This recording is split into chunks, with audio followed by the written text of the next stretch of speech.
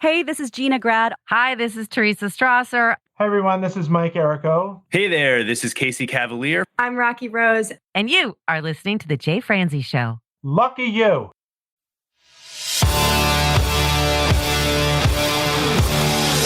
Welcome to The Jay Franzi Show. A behind-the-curtain look at the entertainment industry with insights you can't pay for and stories you've never heard. Now, here's your host, Jay Franzi.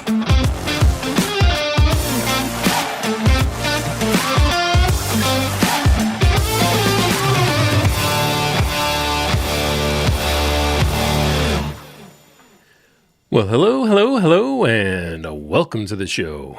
I am Jay Franzi, and this is your backstage pass to the music industry. This week, we get to talk with an amazing musician. We get to talk with Lucy Becker. We'll talk to her about what it's like winning an award for being the best string player, what school at Moorhead University was like, and we'll discuss what it's like to play all the summer festivals. Now, Lucy, she is not only an amazing musician, she is one of Kentucky's finest, and I can't wait to talk with her tonight. So if you would like to join in, comment, or fire off any questions, please head over to jfranzi.com. Now, let's get started. Let's jump in. What's it like being an award winner? It's exciting. It's cool. I feel just like I did before I got the award, but it's an honor. Well, let's go ahead. Tell us about it. Let's talk about the award itself first. Okay, so this past March, I was awarded a Lexi Award in Lexington, Kentucky for Best Musician, String Player. So Best String Player. It's very, very, very honored. There are lots of just incredible musicians and friends in that category, so it really meant a lot to me. Did you know the ones that you were going up against? I did. I absolutely did. There was another fiddle player out of Louisville, Emily Miller. There was, I think, a pedal steel player as well. It was just a really incredible lineup, so for me to have that award was really special. Where was it held? It was held in Lexington at the Lyric Theater. It was a really amazing night. Let's jump into how it all started. Okay. Do you come from a musical family? I do. I definitely do. There's actually an old family photo of the Becker family, which is my dad's side, and there's about 15 to 20 people in it, and every single person is holding an instrument. It's a black and white photo, so nice. That's really, special to me that music really is in a lot of our lineage. But growing up, just lots of music playing in the house. My dad's singer-songwriter, plays guitar. My mom was an artist, not much a musician. She was a ballerina, actually. So just absolutely a love of music in my house from the second I was born. So in your family, who did you learn the most from? Definitely my dad. One of my favorite memories, I remember driving with my dad to lots of fiddle contests. That was what I did as a young fiddle player. And in the car, just lots of harmony singing, right. Lots of shaky egg action. And I remember there'd be times in the car he'd say, "Find the third part." And I was like, I can't. He's like, "Yes, you can. Just do it." And so I feel like my dad is... Was he referring to the harmony? Yeah. So the third part harmony, we'd be listening to a bluegrass or country song, and he'd say, "Can you find the third part? Can you?" And just over time, I guess, I'd say my dad taught me to harmonize, which is pretty cool. So that is very cool. So I know you're known for being a fiddle player, but you play all sorts of other instruments, which is just insane to me. Is fiddle your primary instrument?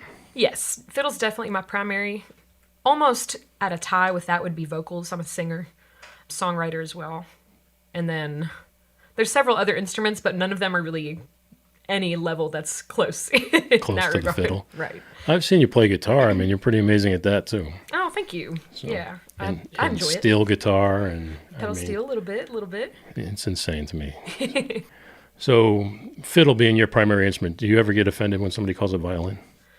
Actually, yes, I do. Tell me why. I take it very seriously. I take the fiddle very seriously. I also take the violin seriously. It just depends on the context. Of course, as music lovers, I'm sure most people probably know, violin versus fiddle. But, if I'm going to play a wedding and someone has hired me as a violinist, I'm not going to let the word fiddle slip out of my mouth. But if I'm playing at a country venue and the sound guy says, "Check the violin," I'm going to say, "Sorry, we don't have a violin here, just a fiddle." Nice. So So the honky-tonks, you're pulling out the fiddle. Formal events, you're pulling out a violin. Right. And when you do that, do you approach them differently? I mean, definitely slightly. I'd say it's a little bit about kind of the attitude and the way you present it. So, at a wedding, I might be a little bit more conservative with, my actions, and the way that I play is going to be more refined, I guess I say. Not to say that fiddle playing can't be refined too. I would consider myself a very refined, kind of almost too neat sometimes fiddle player. Nice. Definitely the way they're approached are pretty polar opposite. So back to the fiddle for a second, because I've seen you play in honky-tonks. I saw you with, what was it, Kyle Fields? Mm-hmm. So you played over at Laurie's Roadhouse. Yes. What was it like playing over there? To be honest, to this day, that is still one of my favorite gigs that I have ever played in my life. Lots of factors behind that. Obviously, opening up for Clay Walker was pretty exciting, pretty awesome, and monumental for me. I mean, such a neat venue, such a really just special place to be. The sound was also incredible, which as a fiddle player just means the world and more to me, to have just a really great sound set up and a good sound man working. So I know that venue and that night and everything was very special, but opening up for Clay Walker, was that the largest star that you've opened up for? I would say so. Yes, absolutely. So were you nervous? Slightly, definitely slightly nervous. I think I get nervous probably almost every time I perform, just a little bit, okay, but just enough to make me perform better, I think. Hopefully, you turn that nerves into excitement. I'm sure. Absolutely. Let's go through that night. So you're over at Laurie's Roadhouse, which for those who don't know, Laurie's Roadhouse it used to be a Kroger, and it's huge. It's a huge venue inside of a strip mall, which I never would have expected. But when you walk in the doors, you never know that you're in a Kroger, and you never know that you're in a strip mall. The place is huge. It has multiple stages, and there's, I would say, thousands of people in that venue. So when you saw all those people, did that make a difference to your performance? I'd say it did. I think for me, I say this to my friends a lot, that I'm more nervous performing for 10 family members than I am for, a crowd of 2,000 people. And so for me, the more the merrier, because then it feels like a concert, like a performance, versus the real small, intimate stuff. It's like you have everyone's attention the whole time. No one's going to look away or be on their phones. And so kind of when there's more people, it feels more like a, like a show, and I can perform and just be myself and relax. Well, it's funny you mentioned that too, because my daughter, Lucy, the other Lucy, she performed in the Cincinnati Ballet. She got to do the Nutcracker last year. She auditioned, got in, and then she wanted to come on the show to talk about it, so she did. But when she was on the show, she was talking about performing in front of people. And she mentioned one of the things that made her excited was the whole family was there. She got to see everybody. And I'm like, doesn't that make you more nervous? And she's like, no. And she looked at me. I said, well, it made me more nervous. I'd much rather perform in front of, strangers, for sure. I don't want people I know out there. So you feel the same way then? You'd rather be in front of strangers? Well, I mean, yes and no. I think having my really close friends and family to experience these exciting moments in my career and in my life is great. But at the same time, there's kind of a nice sense of anonymity when, there may not be anyone there, kind of just, I don't know, there's an interesting side to both. I think it's, for me, definitely, I don't want to know anybody. These silhouettes out in the crowd is fine. All right, so you're opening up for Clay Walker. You got thousands of people there. You're probably a little nervous. You finally get to go up on the stage. Do all the nerves just go away at that point? No. I would say for me, it's after probably the first song. We do one first song. I maybe feel like a little bit of physical shakes, in my right hand, and get through the first song. And then usually I'm like, okay, this is it. This is what I do, and this is what I love. And so at that point, I'm able to, all right, let's put this show into action. Let's be a performer. All right. So even the award winners feel nervous. Oh, yeah, 100%. Okay, good. All the time. As long as it's not just the rest of us. Show. So you get up on stage, you start performing. To me, there's probably going to be a little bit of pressure because you're supporting Kyle. Sure. So did that come into play for you? I'd say most of what I'm doing with my career right now is supporting, other lead singers. And right. So that's just a real natural place for me to be just a collaborative band member. So when you're doing that, though, does it make you more nervous knowing that you're trying to make somebody else look good? It's not just you. No, I'm just worried. I think I have enough confidence with everyone that I play, and I know everyone I play with is so amazing at what they do. They're all pros. And so I just let everybody have their own time and their own experience, and I just enjoy mine and just enjoy having a good time with everybody.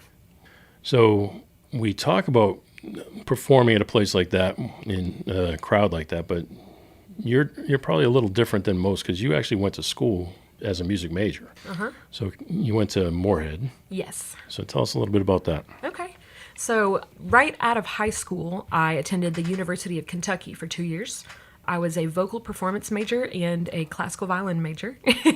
And so just slightly different from the fiddle world. Right. So I did that for 2 years, and I just got really burnt out, really tired, and I wasn't sure what I wanted to do. So I took 5 years off. Long time. One break. Yes. Now, were you performing during that break? I actually wasn't. I took a pretty long break from music. I was what I would call like a fiddle kid.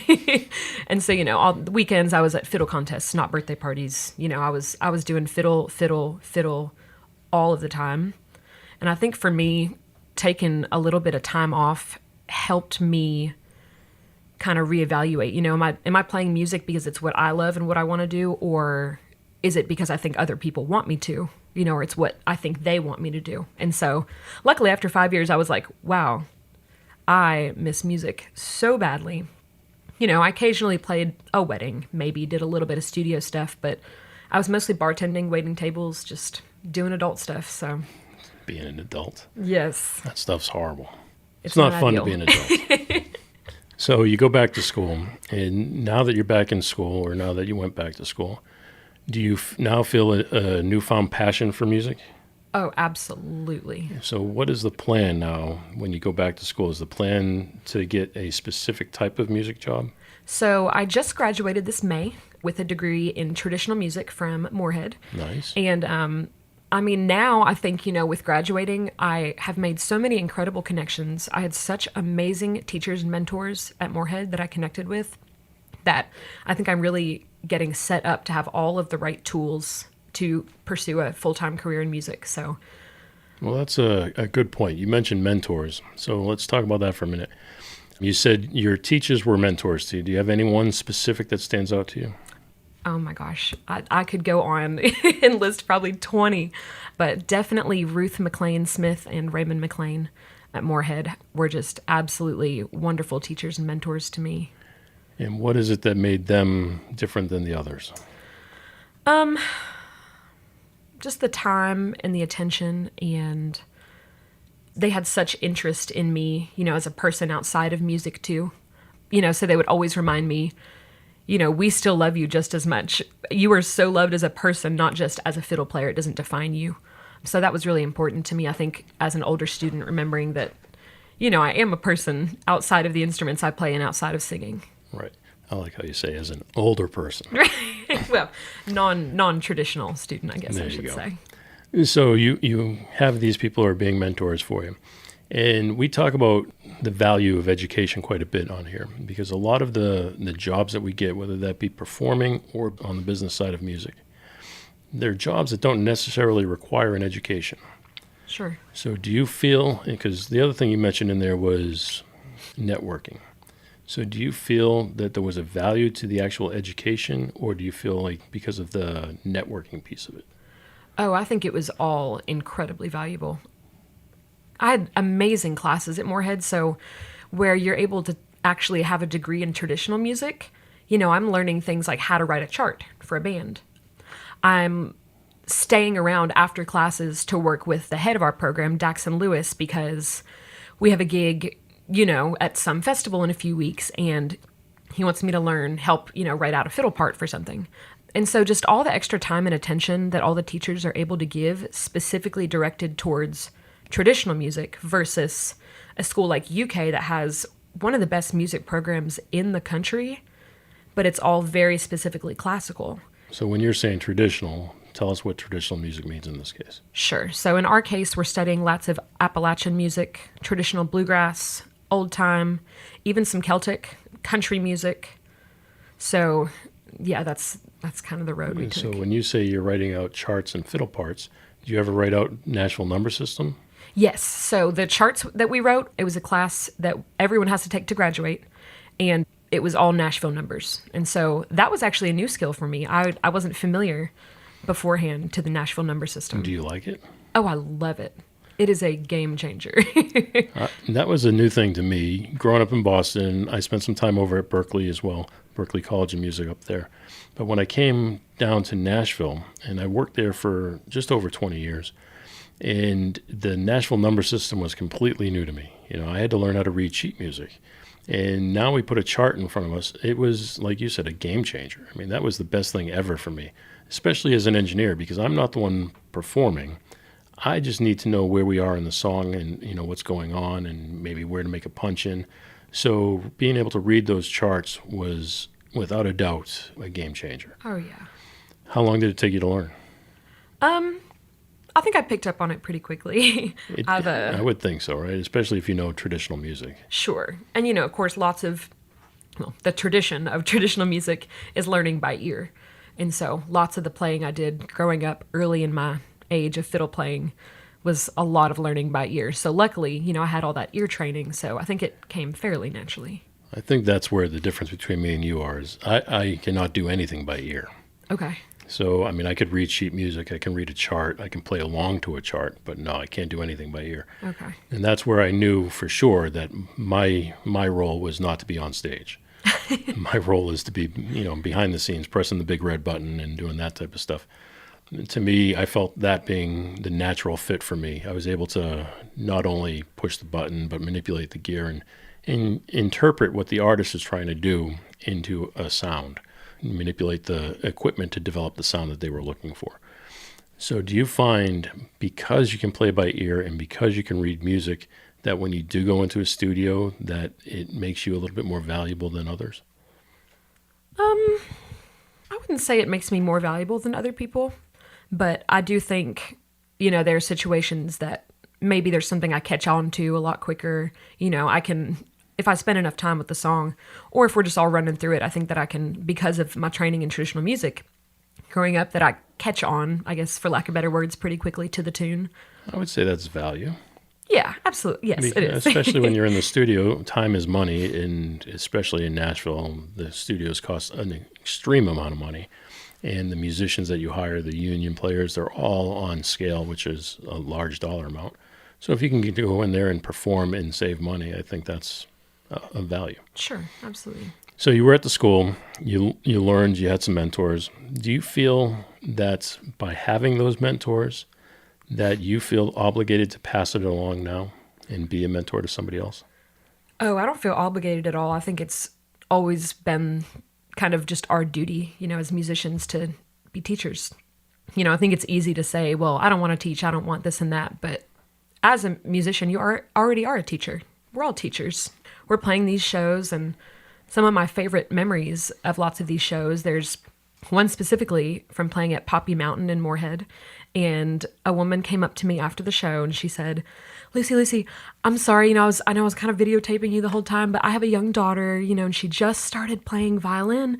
And she's like, I couldn't help but notice, you were the only female on stage all night through all the shows.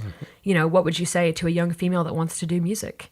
And so some of those questions and moments, just... It's got to make you feel good. Oh my gosh, I love it. I eat it up. It's better than anything in the world. But also, you said you just graduated, earlier this year. So as you're graduating, that means that you're a senior and you're now have the ability to mentor those that are coming up into the program. Yes. So did you have a group of people that you tried to help through the program? Oh yeah, always. Anybody at any time. So do you get to bring those people to some of your performances, get them on stage, get them comfortable? Yes, I definitely do. I've had just the absolute pleasure of having so many amazing friends that I made in school at Moorhead. And I think as someone who came back to school, kind of already being a performer and doing it as a career already, that it was really great experience for some of the younger musicians there just to, come to a show. What's it like? What's it like to sound check? You have to be there how early before the show? Right. So, some of those things that I think are just really valuable skills that Not that they don't teach in school. Definitely do at Moorhead. But, that you wouldn't typically learn unless you're out there doing it. So I know you've had an experience to play at the Kentucky Center for Traditional Music.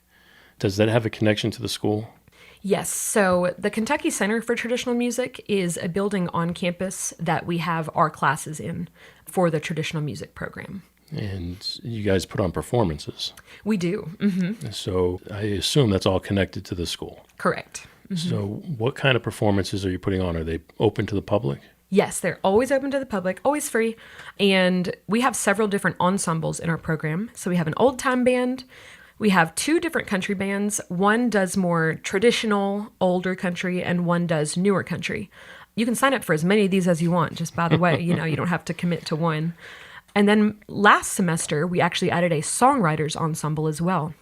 So that's been a really great experience to have some songwriting classes as well at Moorhead. So you are a songwriter. Did you participate in those classes? I am, and I did. Yes, that was one of my favorite classes that I took at Moorhead. So what did you learn from the class? I learned that that everyone is a songwriter, first of all, everybody. I had not ever written a song until my first fall at Moorhead. And musicians, myself included, I still do it, spend a lot of time kind of waiting for the spark of creativity for a song. I just haven't felt it yet. But personally, I think it's just like any other craft. You have to sit and dedicate time to it and do it. It's a choice. So when you're sitting down to write a song, I know we all want that inspiration. I've written a number of songs in my life, and it's great when you get inspired to do something. But I've also worked in Nashville where when you're writing songs, you're writing, at a certain time. You're booked at 10 o'clock in the morning. You go into a writing room. You've got either 1 or 2 other people that show up in the room, and you're expected to be able to perform. So do you feel either one of those is better than the other? I don't think so. I mean, it's definitely different from every single person, right? So I think I work very well on a schedule. I'm very regimented, and so that works really, really well for me. Do I get random inspirations? Of course I do. I'm a musician. But I think scheduling time works well for me. It may not work well for you. I think just really individual in that regard. All right, so you've also had an opportunity to play some of these bigger festivals. Yes. So which has been your favorite festival so far? I would say Laurel Cove. Laurel Cove. What made that one special for you? Really, really, really tight community of musicians. Just so much going on at the festival, but at the same time, a really intimate environment where you feel like you're really, really connecting with the other musicians and the bands. And who did you play with there? I played with Bill Taylor and the Appalachian Heathens. Nice. Oh, yeah. So the festival itself, you enjoyed being there. You enjoyed the community that's involved in that festival. So what was different about that festival than the others? Laurel Cove is just so tucked away in the mountains on just this beautiful campground. And there's no service. So there's no phone service, which is good. So good. And bad. It's so good. And it's so nice to just disconnect and just really be a part of all of the music that's going on. And it's really magical, really. You had an opportunity when we were talking about playing with Kyle and playing at Laurie's Roadhouse. You played with Jason Hale. Mm-hmm. And Jason, he's been on the show. He's a great guy, great musician. However, I got a chance to go see Jason perform at the Bluegrass Festival. Okay. Which was also in the middle of nowhere. And it was on kind of like a campground. I mean, they had camping there. Does that make a difference in the venue, that kind of relaxed feel? Yeah, I think so. I mean, the whole environment they cultivate there is such a strong sense of community and just belonging. You're walking through this path to get to the next stage, and all of a sudden there's a crew set up back in the woods that are doing these little Laurel Cove sessions, of all of the headliners. So what was that experience like? Was that the first time you've had that experience? As far as like the sessions they were doing? As far as, having somebody go out and videotaping, it's almost like a documentary. Right. No, I think I've been around lots of video work and lots of the shows that I do, but again, that one was just, you felt like you were sitting in your living room, but you were in the middle of the woods. It was very comfortable, and nothing about it felt like I'm tense because I'm on camera. So. Sure. So what about some of these other festivals? I just played at Masters Musician Festival last weekend. Right. How was that? It was And great. thanks for telling me, by the way. Yeah, sure. Yeah, unfortunately, I didn't get to stay for both days because I played the next evening in a different state, so I was traveling. But I played with Hunter Flynn on Friday night, and that was his hometown, so he had quite a crew there. Nice. So you had a large group of people that came out to support him. Oh, yeah. I assume that made a difference. And it has to, right? If you're dealing with an audience that is just a sea of people and they might not be there for you, they might be there for another band. I'm assuming when they are there for the act that you're playing with and they get a little bit more excited, that's got to be a little bit more fun for you. Oh, yeah. Especially, as musicians, our job is to perform and to entertain. And so if the audience is feeding and matching your energy, it's absolutely beautiful. It's magical because we can just all have equally a good time, I think. I would think when the audience gets into it, that bond between the two of you during that moment has to be pretty high. Yes, definitely. I've engineered a handful of live shows, whether it be arenas or whether it be the honky-tonks, like the large ones. We did Billy Bob's out in Texas. So it's similar to Laurie's Roadhouse. So that bond and that feeling it's pretty cool for us. It's got to be really good for you. Yes, definitely. So Hunter Flynn, what kind of music does Hunter play? He calls it Appalachian soul music. Of course he does. Right, yeah. Why wouldn't you? So he's an incredible songwriter, incredible vocalist, and he's So is it original music then? Yes, all original. Mm-hmm. Is it harder for you to learn somebody else's original music? That's what I love to do, really, is... I'm sure it's fun, but obviously if you go out and you play with a band that's going to do a cover, you've probably played it 1,000 times. Sure. I think the magic about doing original music is that, someone is trusting me to bring their song to life. Right. I've had so many of these moments with these singers and songwriters and these musicians that are bringing me their original music, and they're like, I think fiddle would be really great on this. And so many of my core memories are almost the same thing that has happened many, many times, in that, the first time we play together, they end up just sitting there and they're like, this is so cool. I've never heard fiddle on my song. Right. I would think that for sure, because if you think about your typical band that goes out and plays, you get your drums, you got bass, you got a guitar, maybe a second guitar, and a singer. You don't typically have keyboards these days. You don't typically travel around with a steel player, and you don't typically have a fiddle player. So when you add something like that, you're coloring that music in a way that musician doesn't typically get to hear. Like even Kyle. Kyle's been playing shows in Nashville. He plays at Losers quite a bit as a solo artist. Then he gets to travel out to Vegas. Did you ever get to go to Vegas with him? I didn't. Oh, you're missing out. That's going to be I know. I'd love to go. But when they go, they pick the size of the band that they're going to travel with. So a lot of times fiddle doesn't make the cut. Sure. And just because of cost. And so when you get in there and play, that's going to be a big deal for them to hear that sound come to life that they may have only heard on the record. So speaking of playing it on the record, do you do you like to go in the studio and play on the records? I do. I like it a lot. It's very different from performing, obviously. There's a lot to like about both things. I know it's probably not the answer you're looking for. Well, forget it. We're done here. But, it's a different skill, completely different skill. You could be the best fiddle player, best musician in the world, and studio time and recording takes so much practice, to really nail it down. I don't think I could ever fully nail it down, but it's something I would love to do more of. But performing is it's definitely what I love. Well, I can imagine that for sure, that performing is when you have an audience. You don't have an audience when you're in the studio. You have an audience of maybe 3, but it's not the same by any stretch. I think I've had some, on that note, I've had some really, really amazing studio experiences working with bands that I've played with for a long period of time. Luke Trimble and our band, we just recorded an album this past fall. We just released the first single last Friday, Finer Things. Nice. And, where can it be found? It can be found on all streaming platforms.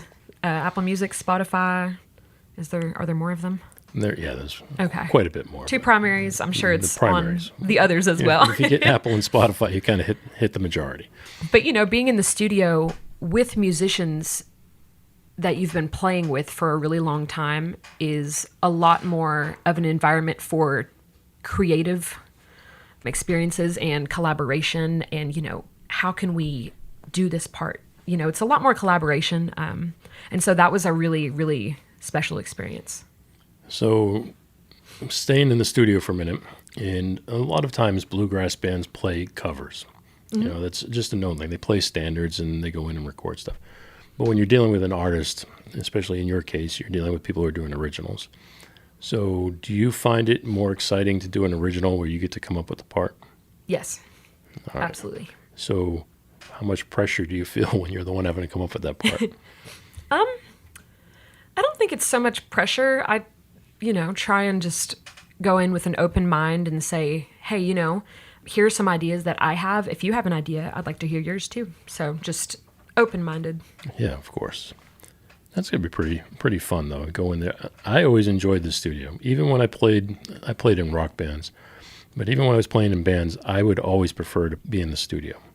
And I think part of that was because I enjoyed having a product that would live on, where a show was done and over that night, where the CD or whatever you had at that moment, in my case, I'm old, there were cassettes and CDs. But those would live on. You could play them in your car over and over and over again until your friends and everybody's sick of it. So I always enjoyed that. But I can absolutely see performing live would be better. And more fun, and you have a different personality than I have. So let's talk about some of these other venues you play. Was it Manchester Music Hall? Yes. What was that like? It was a great experience. It was loud. It's a loud venue. They typically have pretty big shows there. And so it's really cool that Lexington has a venue that size where it's not, rep arena level, and then it's not like a bar. So it's kind of the in between where they can still get some pretty big acts there, but it still feels more intimate than, like a rep arena type setting. Yeah, that's the size of the venue that we just went to see the Oak Ridge Boys at. Okay. So, okay. You get to 5,000 to 15,000 people is usually what those places hold. One of my favorite venues I've ever played is in Bell County, and I think it's the Bell Theater. Gosh, I hope it's the Bell Theater. But I've done several shows there now, and it's got to be my favorite venue right now. Why is that? First of all, it looks like an old-fashioned theater. It's really old. So there's like all these seats that look exactly like you'd picture, the red cushions on them. And you walk in, you feel like you've just transported. Back in time. Yeah, absolutely. I took my Lucy. We went to Indiana to see the Oak Ridge Boys when they came through town. This was a couple weeks ago. And then last year, we went to see them in Ohio. And last year, they played in a venue that hadn't been open for like 30 years. So it was a theater like that. They had just reopened it, and nothing has been touched or changed in that 30-year period. So when they reopened it, the paintings on the ceiling, it felt like something in Italy or something with the paintings on the ceiling and like you're describing, the red chairs and all of that stuff. So it was an experience. It was fun. It made it different, a different type of environment. But it sounded really good. Those theaters have a way of sounding good. They do. So that's a good question, too. You play a lot of outdoor festivals and a lot of outdoor places. Do you find it sounds better outdoors than it does indoors? That's a tough question. I think usually yes, because there's kind of less, what am I trying to say? There's less factors that... Reflections, for sure. Yeah, absolutely. So, I played a show last weekend that was in, I think, an old church. And so it had really, really low ceilings. I think the back wall behind us was like there were like tiers to it. So there were just lots of factors that we really can't control. That's going to make doing sound for a really loud country band hard. So I think outdoors, there's not too many factors really to control. It's just, is it too loud or is it not loud enough? So I would think being outdoors is it's a lot easier for myself being an engineer. You're not dealing with the reflections that you're dealing with indoors. So it's a very big difference. But then we did Red Rock. And Red Rock's outdoors, but it's surrounded by rock. Yeah, so it does have reflections. So you have to deal with things like that as well. Wow. So have any of the outdoor places you've played had any challenges to them? Actually, one immediately comes to mind. I was already thinking about it. I played Sam Jam Bluegrass Festival with the Goodwin Brothers. Good Bluegrass Festival was an amazing show, except that right before we started, it started to pour rain. downpour. So they decided right in that moment, the crew, I assume, the sound crew decided that because the stage wasn't covered enough, obviously you don't want to ruin all your equipment for one show, no matter who it is. And so they moved everything or just moved to a different stage that was just under a white tent. I mean, when I say it was a downpour, it was like torrential downpour. Everything is wet. Cables are getting wet.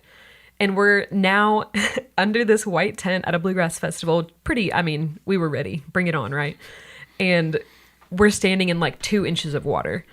And, we've got our guitar player bringing his Martin in from the bathroom area, the shelter out to the stage, getting water drops on it. And we're all just like, yes. That's at least a $3,000 guitar. Oh, I know it. So it was exciting. I always worried about that or was concerned about that. Most people play outdoor shows and they don't let the weather bother them. If there's no lightning, they'll play in the rain. But the other thing is you're ruining your equipment.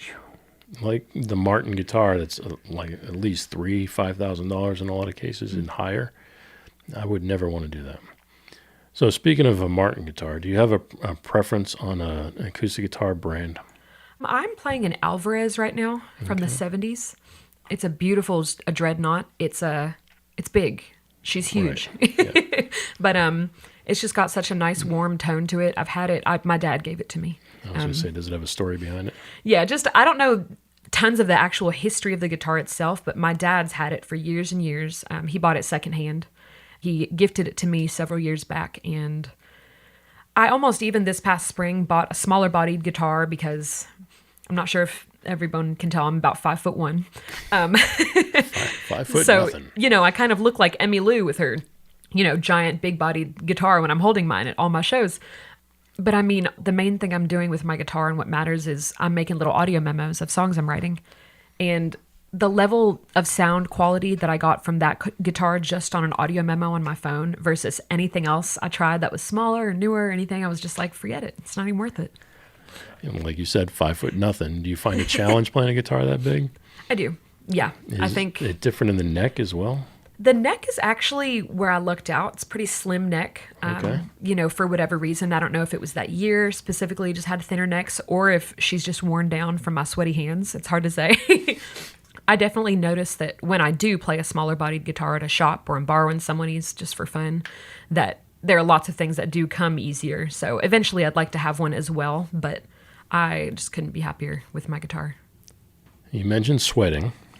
Probably not the most attractive thing we could talk about right now, but does the guitar have a lot of wear and tear on it? It's got really one huge nice chunk out of it right by the pick guard. Does it have a hole? It doesn't have a hole. Define hole, like goes all the way through? Yeah. Okay. Doesn't go all the way Enough through? to alter the sound. I don't think so. Because if you look back at a lot of Willie Nelson, or the people who were playing Martin guitars far back, where they just have holes in them from just playing rough for years. Sure. And they never switch their guitars. I don't know if Willie Nelson plays a Martin. I'm just using that as an example. And they just won't give it up. They won't let go of that guitar. It's their sound, their signature. Mm-hmm. So with that said, you being primarily a fiddle player, is your fiddle worn? My fiddle is actually new to me right now as of about, I'd say 8 months ago. But it is a fiddle that is, I think, 136 years old. It's different than the 70s. Right, just slightly. I met this instrument, at the IBMA Awards through a mentor and teacher of mine, Brandon Godman, with the violin shop out of Nashville. Okay. And it was basically love at first sight. Why? The second I picked that instrument up, the ease of playing that I felt was monumental. I mean, I felt that everything I played instantly sounded much better than it would on any other day of the week, and I just felt like it was a perfect natural fit. So when you're performing it, like say you pick it up in the store or wherever you were, when you play it, can you hear a difference? I mean, you're right there on the instruments. You don't hear it the way that we would hear it. Sure. So can you tell at that point the sound quality difference if it's better or worse? Better than like something I'm currently something playing? else. Because if you played it in a room and I'm across the room, I can hear a difference instantly between what you're playing. Sure. And it's a big difference in most cases. So can you tell that difference being so up close to the instrument when you're playing? So you actually brought up something really interesting, which is that they sound so different, right, under your ear versus even if you were playing it at our distance. Right. And so that's something I always do is have someone else play it as well. Even if they're not playing the same thing or the same level, you can still tell the sound quality. So there was another fiddle that day that I loved. I was like, wow, this is it. And Brandon was like, why don't you hear me play it for a little bit? And I was like, yeah, I don't think that one's for me. And so, I think that's really important to listen to it from someone else as well, definitely. Yeah. So you did that with this particular one that you purchased. I sure did. I don't want to get into your pocketbook, but how much money does a fiddle like that cost? Something that's hundreds of years old. I think that fiddle was a $6,000 or $8,000 fiddle. Dear God. Yeah. All right. So you buy an instrument like that. Are you afraid now to take it to performances? No, it's my primary instrument, and it's what I play everywhere. So you don't baby it at all. You take it out No. and you use it. It's what she's made for, to be played, not to sit at home in a case. So absolutely I do. That's awesome. Well, a lot of times people use that as their studio instrument. Sure. And they'll take something a little bit less expensive or a beater to take on, for lack of better words. Sure. Especially if you're going to play in the rain. So have you had the experience yet with that in the rain? Luckily not. So, I mean, I couldn't, right, possibly play actually in the rain. For a fiddle, I mean, you just can't. It's too... Fiddles are already so temperamental. Put them in the rain, forget about it. It's ruined. Because they're not, especially the finish on them isn't the same as like a guitar or a mandolin. So it's just not really an option. It's much more delicate. Too delicate. Yeah. So what's next? Anything and everything. I want to, now that I'm done with school, I think it's just a window for me to play with more artists in more places and to just see the world and to share music with people, keep songwriting. I just recently wrote a theme song for a podcast. I've been trying to write like some little jingles. Well, you know who else has a podcast? Right? Just Well, throwing that out I there. happen to know a writer. So we'll talk after. Yeah. But yeah, just all of the music experiences I can get, all of the genres possible. Are you looking to start doing major tours now? I am. There's a young artist out right now. If I'm thinking about my dream gig, his name is Zach Top. So he has brought back the classic 90s country sound. The Alan Jackson, the George Strait. Every single one of his songs has fiddle and pedal steel in it. And at that, great fiddle and pedal steel parts, not just hanging in the background playing pads. And so, I've kind of got my eyes out for a really, really great country gig like that. And just to, continue supporting all the artists that I have the pleasure of playing with now too. So how do you market yourself as an independent musician to get in front of people like that so you can go on these tours? Well, if I had the answer, hopefully I would have that job. But, I try and stay really active on my social media. All the hashtags and everything are such a real and valid and true thing that do work. I would say I get 95% of my gigs from social media. Really? Mm-hmm. I have people reaching even out to me. on a regional level? Uh-huh. Absolutely. I have people saying, hey, I saw this video of you playing fiddle, that bluegrass song. Would you be interested in playing with us? Here's some of our music. And so I think social media is just an amazing way to market yourself and to find a community. Like we talk about Jason Hale, bass player, and he went down to Nashville for the past several months in order to network with the people down there so he could find his next gig because his tour was coming to an end. And he did, and he found a new one to go on, and now he's on the road again. So do you ever find or think of that opportunity to go down to Nashville and just get yourself into that network? Absolutely. I think I would definitely consider myself a go-getter. So if there's something I want, I will just ask for it. So I spend a lot of time attending shows. Obviously, it's hard to attend all the ones I want to if I'm playing on Fridays and Saturdays like everybody else. But, attending shows and every single show, talking to the band, talking to the artists, letting them know I'm a fiddle player. If there's another fiddle player, not. Right. But if it's a band that doesn't have a fiddle. So that's another good point. You're respectful. Absolutely. So even when networking, you're still going to be respectful to the current lineup. Absolutely. Oh, there's no question. Yeah. I mean, I might tell the fiddle player if they ever need a sub that they can call me. But I would never, go to the band and say, hey, I'm a fiddle player too. But I mean, Surprise. just talking and putting yourself out there, introducing yourself by name, saying, I just followed you on social media. Will you follow me back? Yeah, and then that way they get to know you and they get to see some of the stuff you're doing. Sure. You're fairly new to the world of TikTok. So how are you enjoying it so far? To be honest with you, I do not enjoy spending lots of time on my phone. So because I don't really have the whole process of making a reel or a TikTok down, it takes me a very long time to make one. And so as far as just an Instagram post, a short little video clip, I've got it down pretty quick. But TikTok, I feel like, is a lot more editing to get the same amount of attention that you would on Instagram. And so I'm not quite there yet. I'm getting there. More to come in the future on TikTok for me. All right. So just real quick, have you ever played a rodeo? I just played one this past weekend. All right. Tell me about that. So I played at the Owenton Rodeo with a group called the Ranahans. I drive through Owenton all the time now, so I know where that's at. Yes. And I think it was the day before the rodeo, and they contacted our band, the Ranahans. We play out of Lexington. We do Western swing in like 90s country. And so they called us and they said, hey, would someone in your band be willing to sing the national anthem? So, of course, Bill calls me, Bill Bratcher, everybody, calls me. He said, hey, Lucy, would you mind to sing the national anthem? I was like, sure. And golly, I tell you, there's nothing that makes me more nervous on the whole planet than singing the national anthem. You have nothing to hide behind. Oh, my gosh. And I mean, it's this huge intro. They've already done the parade of the flags at the rodeo, announced all this incredible family history and ties to this event. They're like, everybody, please stand, bow your heads for this incredible rendition. And I'm just hoping and praying that I won't forget the words, And so, That probably makes you a little bit more nervous than normal. another level of nerves. Right. You have to have a really good pitch in order to be able to play without an instrument behind you or just sing like that without an instrument behind you. So, actually, I pulled a little bit of a Chris Stapleton deal. It wasn't mic'd, but I did have a guitar with me. For some reason that day, I could not shake my nerves, and I knew if I had at least an instrument in my hand, that I would feel a little more at home. So I did bring a guitar. Probably helps you keep the rhythm, too. Absolutely. Was it well received? I think it was well received. To be honest, I was so nervous that I do not remember if people stood afterwards, but I think there was at least one kid that was antsy that stood up. So I would they're probably already standing. Yeah.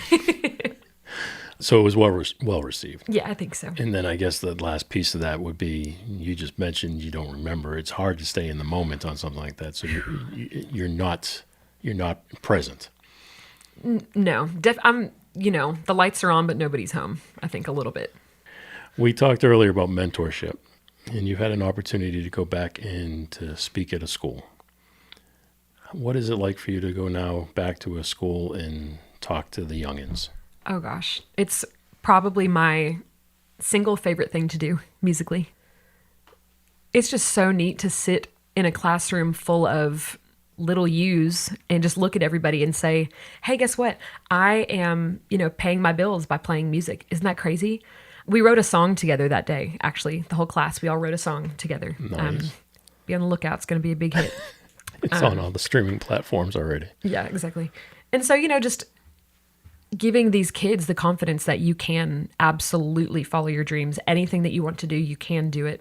And yeah, it's magical. It's really cool just to see the light in their eyes. They're getting so excited. They're like, wait, I can write a song? I'm like, you sure can. We're doing it right now. Well, I always like going back, talking at the schools. I used to teach at the engineering college in Nashville. And it was always good to talk to adults who are coming there on their own free will to learn how to do something creative. But then we would go to elementary schools and we would talk to them on career day and that type of stuff. And just to see one person light up from something like that was always awesome. So I always enjoyed that type of stuff. Mm-hmm. On that note, what would be your one piece of advice for a youngin'?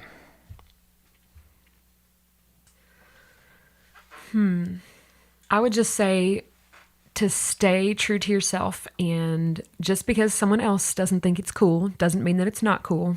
Because guess what? I remember being in middle school.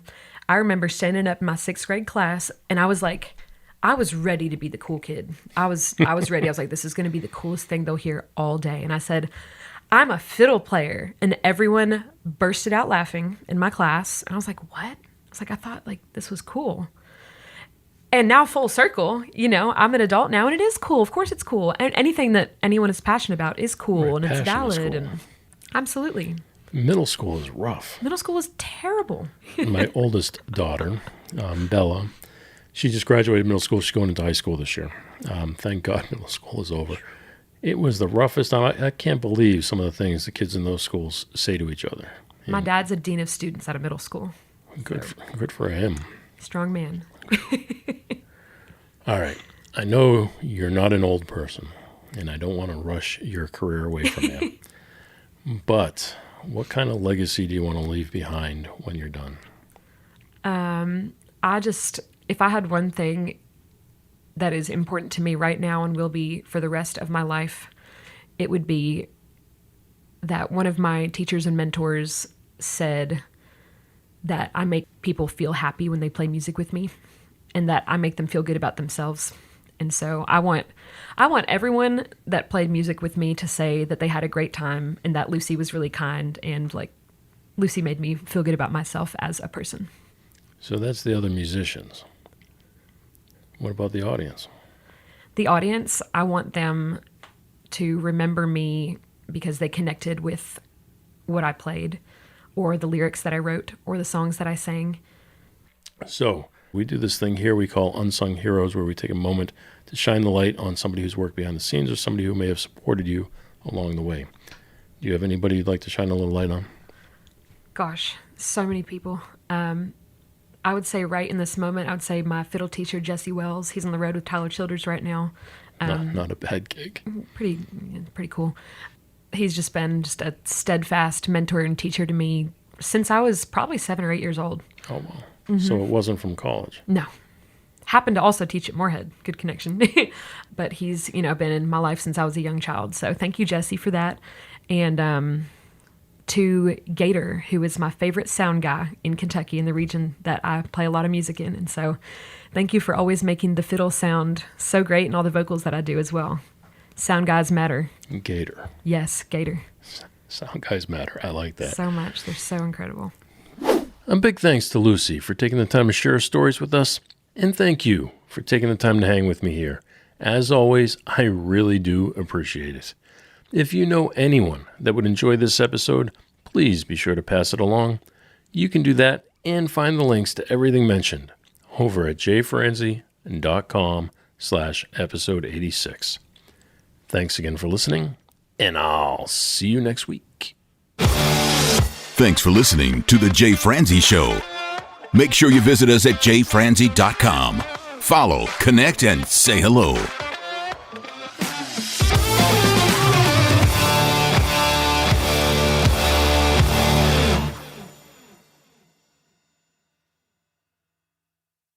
This episode has been brought to you by VR Knives, your source for 100% custom knives made by a true rock star.